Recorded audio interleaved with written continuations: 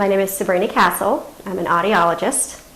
I'm in private practice, and my typical day is seeing patients, new patients, or following up with patients that I've seen for hearing loss. A lot of what I do in my practice is strictly diagnosing hearing loss, treating hearing loss, mainly with amplification, oral rehabilitation.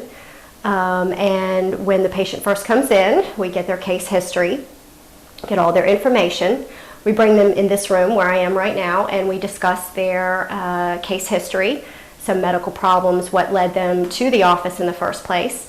And then at that point, once we're finished discussing their case history, we will do some videotoscopy where we look inside their ears with the video camera. We do that in this room. And check to see if they have any occlusions of the ear canal, any issues with the eardrum, anything that's that could be medically treated, where we could refer out to ENT, because we want to make sure that there are no issues so that we can do the actual hearing examination. We don't want any occlusions in the ear canal or any problems with the eardrum or anything like that that's visible. That would be the first thing we would do. And then this right here that I'm standing next to is our AuraCare machine. And patients that already are wearing amplification, which a majority of my patients are, we do follow up with the hearing aids, where we clean the hearing aids. We'll clean their ears with the videotoscopy, modify the hearing aids if they're not fitting appropriately so the patient is comfortable with the hearing aids, and the hearing aids are always working up to specifications. So that's what else we do here. With a new patient, when we're finished with videotoscopy and case history, we'll take them in the other room for the actual hearing examination. We use an audiometer that we test the speech frequencies to make sure that they're hearing within normal levels at all the speech frequencies. We also do speech discrimination testing to make sure that if they do have hearing loss, or even if they don't, that they're able to discriminate speech at a certain level. It also helps us diagnose and prescribe hearing aids when we know what their speech discrimination scores are. At that point, if they are a candidate for amplification, then we start the process of discussing their options at that point. Amazing technology we have right now, very small, very discreet, very high tech. They're like little computers in the ear, and that's what people are looking for now. And that's a lot of what I do. Majority of my patients are in geriatric population. I do have some pediatric. Hearing loss knows no age, but a majority of my patients are going to be over the age of 65. And they come to me when they have no other options as far as their hearing. Once you have hearing loss, it's permanent, it's irreversible if it's sensory neural, and 90% of hearing losses are. So that's where I come in and do the hearing loss treatment. Okay, education requirements. You have to have a bachelor's in speech and hearing. So you want to know pretty early on, as far as at least by your first, second year of college, that that's what you want to go into. So you need a bachelor's in speech and hearing. By your senior year of your bachelor's degree is when they separate it out. So you're more into the hearing or audiology end of it as opposed to speech. Your junior year, it's a little bit of a mix of speech and hearing. So you get your bachelor's degree, and then the next level is your doctorate degree. So you get a doctor of audiology. You could get a PhD in audiology. Mine is a doctor of audiology. It's a clinical doctorate, and that takes usually another 3 years in most programs today. It could take 4, depending on what program you're in.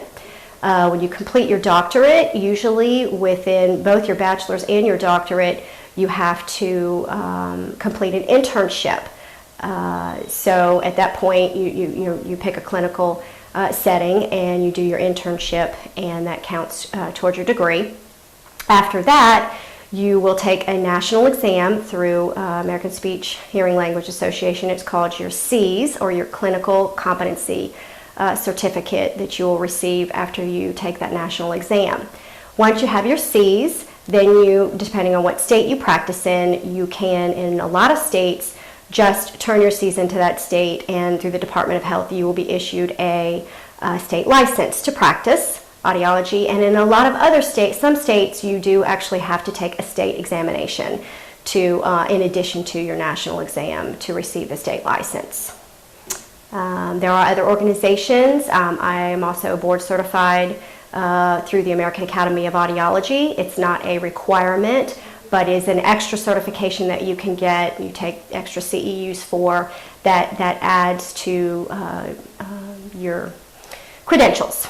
And a lot of people do that also, or a fellow in the American Academy of Audiology. Okay, the best part of my job is that I get to help people every day. People that can't communicate with their loved ones, people that are having difficulty getting jobs. I can help them with their disability. I can help them hear better so they can go to a restaurant and understand the conversation, that they can hear their grandchildren, that they can get good paying jobs because they're able to communicate again with people. So that's the best part of my job. It's very rewarding. The worst part of my job is just the opposite, is that the frustration.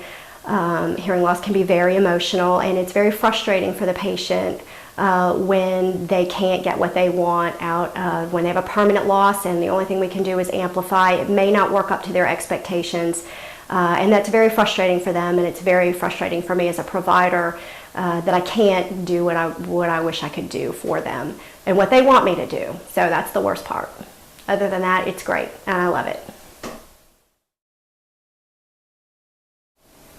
If audiology is something that you are interested in, the best advice that I could give you is, you want to have patience. You want to be a person that enjoys being around people. You're in front of your patients all day, and you need to be able to communicate with them well, and you need to enjoy that communication, and you need to be a good listener, because 80% of this job is counseling.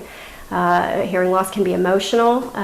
It can make people angry, sad, and you have to be ready to deal with that and read people and know what it is they're looking for. So that's important if you're thinking about it, that you've got to be ready to be in the public eye as far as being in front of people all day and discussing some very personal things to them. The other advice, if you're interested, you should find an audiologist that you can shadow. And there are different fields, different aspects of audiology you can go into. So you want to find somebody that is in that practice that you're interested in going into, and maybe shadow them and see what it is that they do all day.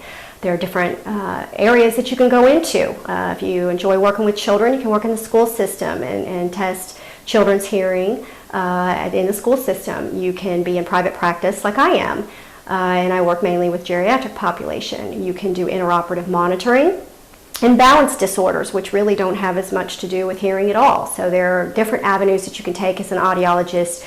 So when you're going through the program, getting your bachelor's or your doctorate, you want to think about that. So when you do your externship or your internship, that it's in an area that you are interested in, and then you can shadow an audiologist and figure that out. What would be the best avenue for you to take.